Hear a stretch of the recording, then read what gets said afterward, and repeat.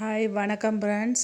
இன்றைக்கி நீங்கள் பார்த்துட்டு இருக்கிறது என்னடா எல்லாம் கரெக்டு வெங்காயம் எல்லாம் வச்சு கட் பண்ணி வச்சுட்டு காமிக்கிறேன்னு. இது ஒரு டயட் சம்பல், பச்சையாகவே பண்ணுறது. எண்ணெய் எதுவுமே நம்ம இதில் சேர்த்துக்கிறது இல்லை. எல்லாமே நம்ம பச்சையாகவே இது பண்ணிக்கிட்டு நம்ம மிக்ஸ் பண்ணி சாப்பிட்றது ரொம்ப டயட் எடுக்கிறவங்களுக்கு ரொம்ப நல்லது. மற்றவங்களும் சாதத்தோடு வச்சு சாப்பிட்டுக்கலாம், ஒன்றும் பிரச்சனை இல்லை. நல்ல டேஸ்டியாக இருக்கும் இந்த சம்பல்.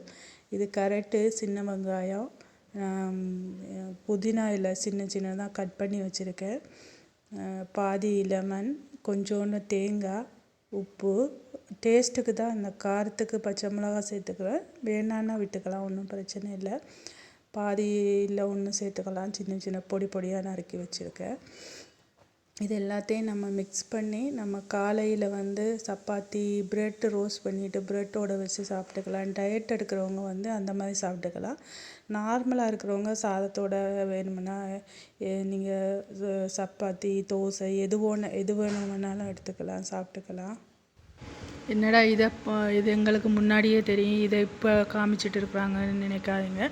இப்போ இந்த பச்சையாக சாப்பிட்றத நம்ம மறந்து போயிட்டோம். அதால் தான் நான் திருப்பி இந்த வீடியோ போட்டிருக்கேன். இந்த பச்சையாக சாப்பிட்றதால உடம்புக்கு நிறைய நன்மைகள் இருக்குது. எல்லாமே வெங்காயம், புதினா, லெமன், தேங்காய் இதெல்லாம் நம்ம பச்சையாக சாப்பிட்டோம்னா உடம்புக்கு நல்ல ஒரு சுறுசுறுப்பை கொடுக்கும், ஹெல்த்தியாக கொடுக்கும்.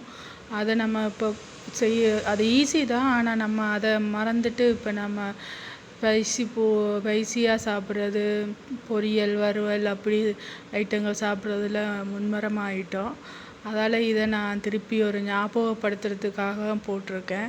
ஃப்ரெண்ட்ஸ், இது வரைக்கும் எனக்கு ஆதரவு தெரிவித்தவங்களுக்கு எல்லாருக்குமே நன்றி. நடுவில் எனக்கு சில காரணங்களால் வீடியோ போட முடியலை. ஆனால் நான் வீடியோ எல்லார் வீடியோவும் பார்த்துருப்பேன். மெசேஜ் போட டைம் இருக்காததால் நான் மெசேஜ் போடலை. என்னோடய வீடியோவை நீங்கள் தொடர்ந்து பாருங்கள், எனக்கு ஆதரவு கொடுங்க. மேலும் ஒரு நல்ல வீடியோவோடு உங்களை சந்திக்கிறேன். இது மாதிரி நம்ம எல்லோரும் கொஞ்சம் எவ்வளவு நம்ம காய்கறி நம்ம பச்சையாக சாப்பிட முடியுமோ அதை துருவி சாப்பிடலாம். ஏன்னா நம்ம பச்சையாக செய்து சாப்பிட்றதுல இருக்கிற சத்து நம்ம அவிச்சு சாப்பிட்றதுல வராது. அவிச்சு சாப்பிட்ற காய்கறி அவிச்சு சாப்பிட்லாம். பச்சையாக நம்ம சாப்பிட்றதெல்லாம் பீட்ரூட்டு, கேரட்டு, புதினா இந்த மாதிரி கீரை வகையெல்லாம் கொஞ்சம் பச்சையாக சாப்பிட்டாவே நமக்கு உடம்புக்கு நல்ல ஹெல்த்தியாக கொடுக்கும். அதுக்காகவே நம்ம பிள்ளைங்களுக்கும் கொஞ்சம் இந்த மாதிரி பழக்கிட்டோம்னா நல்லாயிருக்கும். அதுக்காக தான் நான் இந்த வீடியோ போடுறேன். மீண்டும் ஒரு நல்ல வீடியோவோடு உங்களை சந்திக்கிறேன்.